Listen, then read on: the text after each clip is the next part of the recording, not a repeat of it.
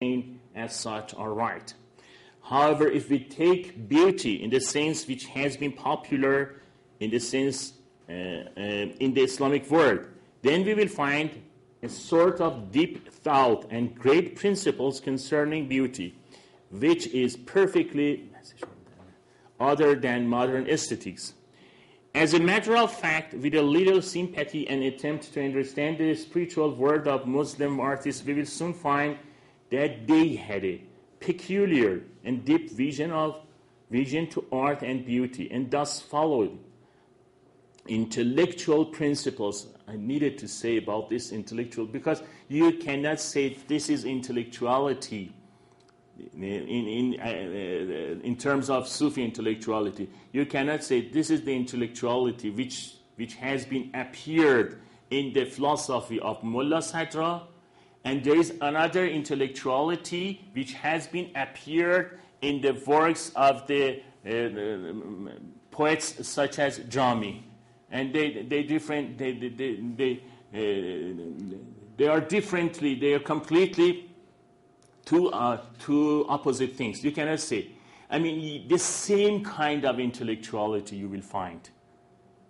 You cannot separate them. The same kind of intellectuality you will find. This is why you will see that a poet, a great poet such as Jami, Abdul Rahman Jami, to be a great artist, to be a great philosopher, to be great as Sufi. You cannot say that this is philosophy and this is art. There is nothing between them. There is no relation. There is no connection between them. You cannot say like this. In the Sufi sources, you will see. Okay. All principles of art and beauty in the world of Islamic art are Sufi ones. All the sources are Sufi sources. I mean, we cannot find anything in any other, in the Kalami books, in Jewish. Yes, you will find issues in the fiqh, but it is just about the precepts why painting is forbidden, whether it is forbidden or not. But there is no talk about the nature of painting, as you will find it in Masnavi of Rumi. You will find many verses in what is the nature of painting and what does beauty mean. You will find in Futuhatul Makkiyah by Ibn Arabi passages about what is Jamal, what is beauty, how is it related, with God, and things and topics like that. And most probably based on their opinions, the contemporary researchers in Islamic art speak of such things that Muslim artists were fully alien with them.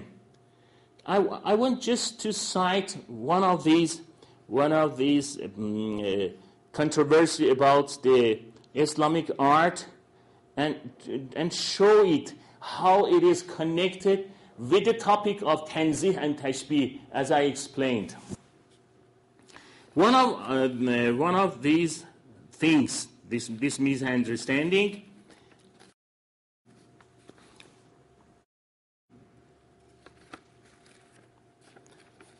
about what strikes the first time, what strikes Westerners the first time they encounter Islamic art. That they say it is the relative, what strikes people mostly at first glance. They say it is the relative lack of naturalism and representationalism in general, and the total lack of sculpture. Partly, this has to do with the prohibitions of the figurative art issued by the Prophet. By the Prophet's prohibitions themselves simply manifest, according to the Sufi intellectuality, the implications of Tawheed in its Islamic form. I will explain how. Most observers of the artworks in Islam remark on the abstract nature of Islamic art. that is Islamic art tends not to represent things, but rather ideas. The reason for this becomes clear as soon as we remember that abstraction is a function of reason, and reason illumined by Tawhid sees Tanzih. Reason disengages the divine reality from every created reality. However, it is good for philosophy, for kalam, but it's not good for art. Art is by nature imaginal, since it presents us with images. Hence, art is closely connected to tashbih. When you're talking about theology, dogmatic theology, philosophy, you are dealing with a tanzih, because you are using your reason. But when you are talking about art and you are understanding art, we are dealing with imagination. So you should do some tashbih. Hence, art is closely connected to tashbih. The vision of tashbih means the vision of God's presence in the world. In order to express Tawhid, artistic forms, which by nature are imaginal and therefore connected to tashbih, must be offset by representations of abstract, distant qualities. In other words, the forms must somehow represent beauty as belonging not to themselves but to God. Islamic art reminds people of the divine beauty by detaching that beauty from this world, that is, from the things that figurative art attempts to represent. In other words, since there is nothing beautiful, according to Sufism, but God, Islamic art attempts to represent God's beauty without making the world beautiful in itself. It tries to display the signs of God's beauty while reminding people that these are only signs. Tanzih's abstraction balances tashbih's imagery by detaching beauty from the objects within which it becomes manifest. What an artist represents, a figure, the observer will tend to associate the artistic beauty with the figure itself. The face is beautiful, the flower is beautiful, and so forth. When relatively abstract designs are represented in place of created things, this introduces an element of tanzih, of separation of the beauty from the representation. One sees... Can you repeat tanzih abstraction? Can you repeat that, please, slowly?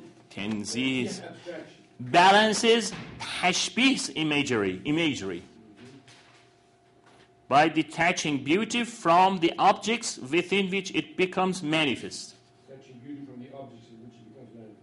Thank you. Okay. One says that the harmony of forms produces the beauty and can never think that a person or object is beautiful, since none is represented. Even when representational art begins to play a rather important role in certain parts of the Islamic world, especially Persia, you will see in Persia and India, it is rarely of a naturalistic source.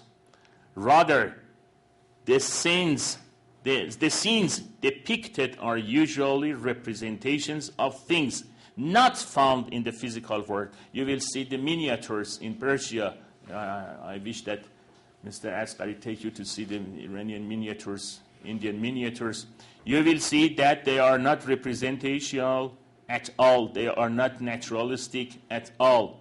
But it's not just by taste that they do not want to show it.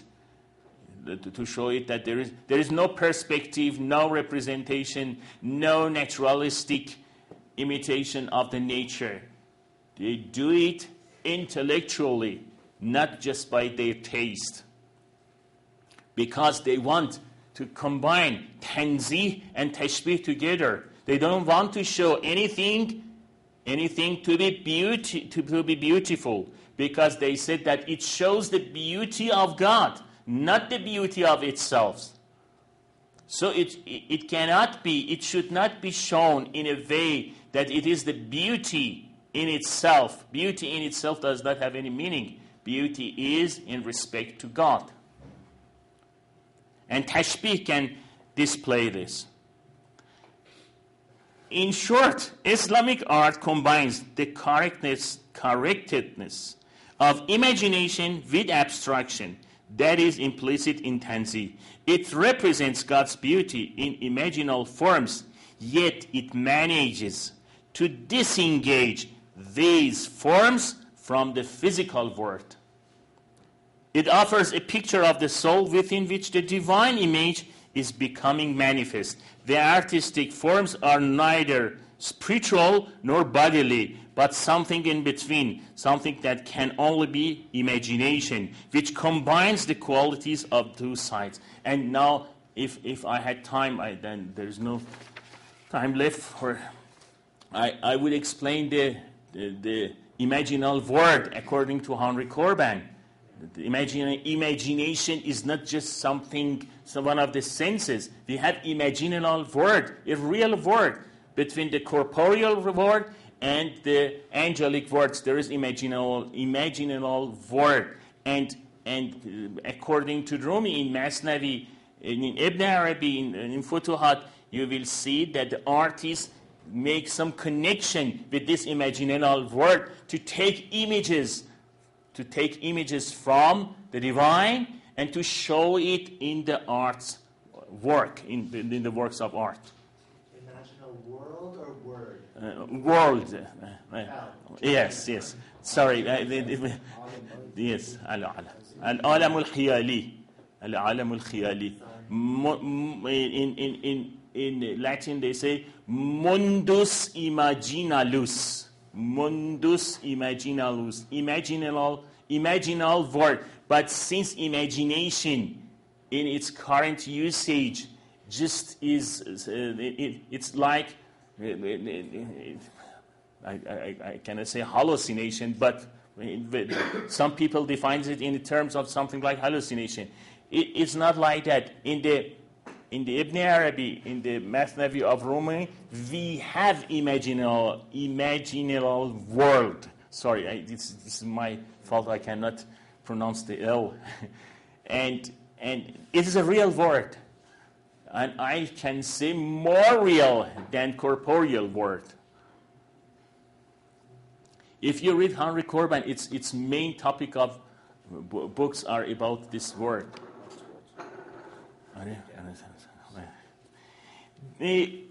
What I say just has no connection with the topic, but just for those who are interested to know more about the art and beauty, I have an article about the concept that it is artless art. Artless art. I use this terminology from Rumi. He says artless art, honare bihari. And when he defines art, he defines it at artless art. He says art is artless. And he explains it. I have no time to hear. But if there are others who are interested to know about the artists in the text, the main texts are books of Fotovah. The books of Fotovah, unfortunately, there are not many works on this topic. Books of Fotovah. Fotovah is a key term in Sufism. You will find chapters.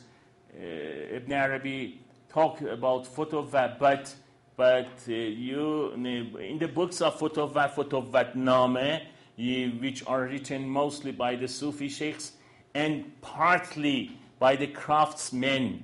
You know, they were connected together before the Qajar period in Iran. Most of the craftsmen were follower of a Sufi tariq. I mean, there were the guild of painters, and you will find Fotovatname, book of Fotovat, about painting.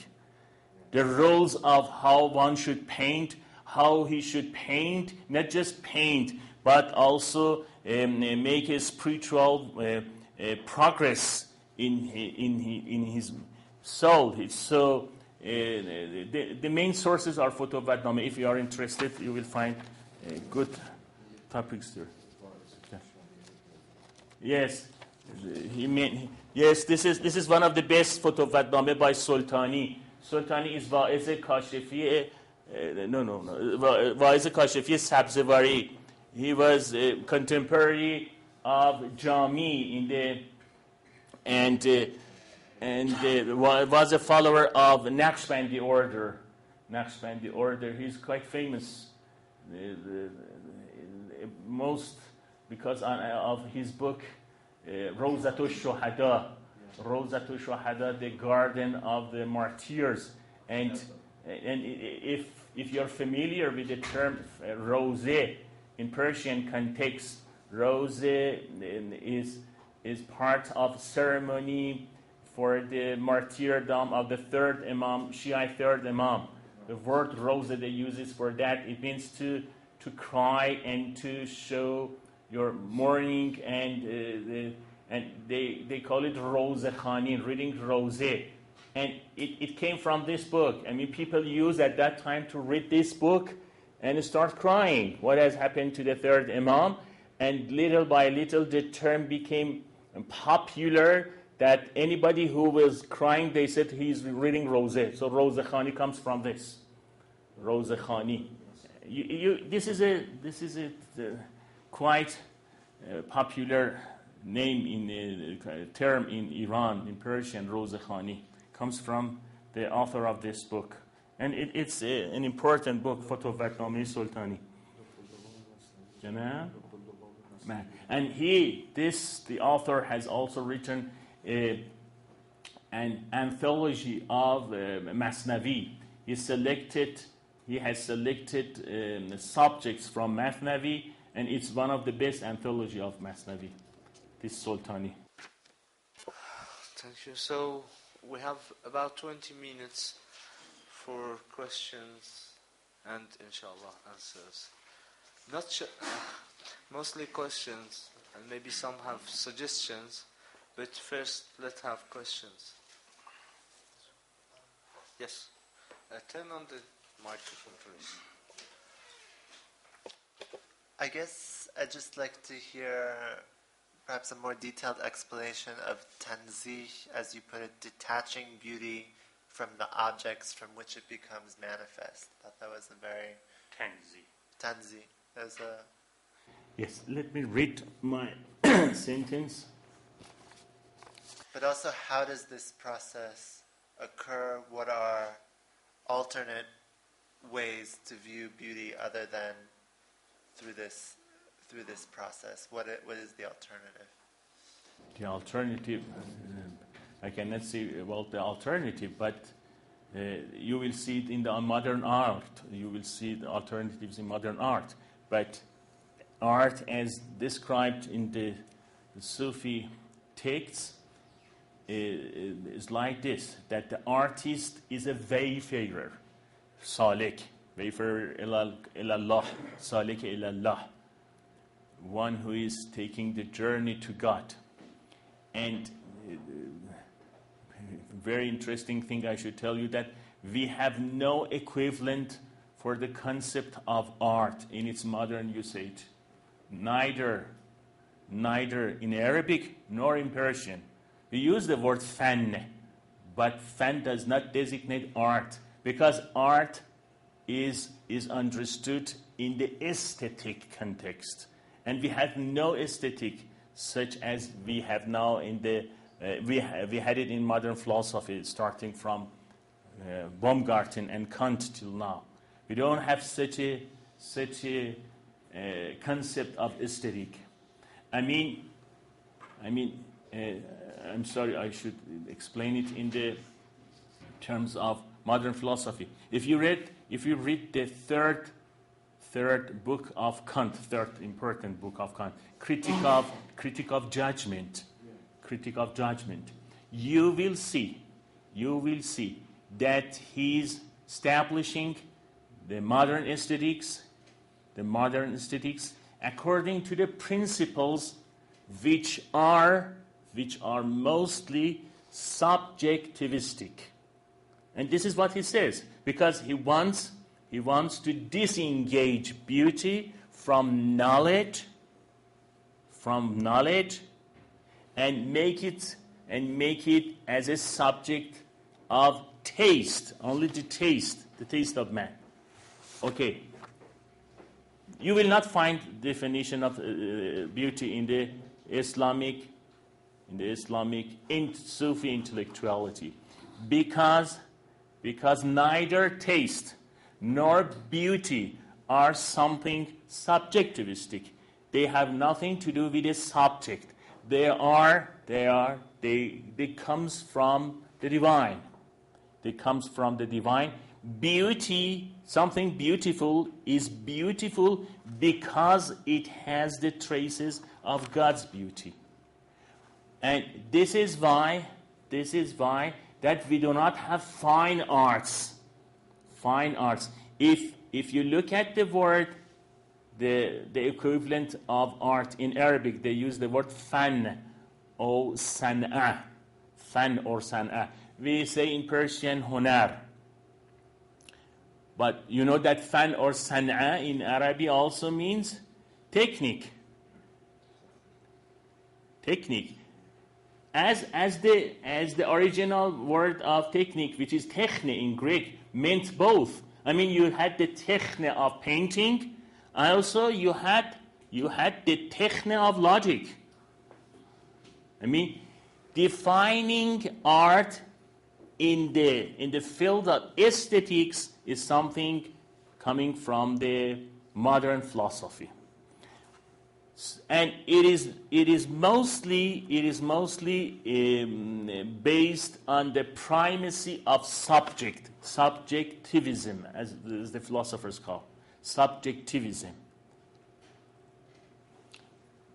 Contrary to this concept, in Islam, the meaning of beauty in Islam is not subjectivistic at all, and they don't want it to be.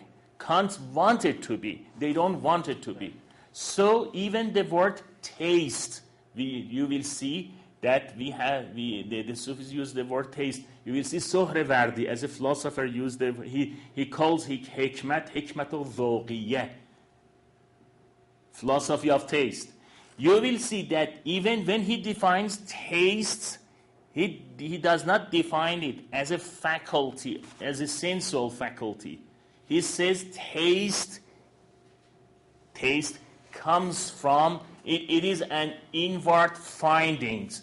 It is not something sensual. It descends from the heaven to the spirit of man. So what I said is that by tashbih, which concerns beauty and art in Islam, the artist wants to show the beauty of God, Jamalullah, in all the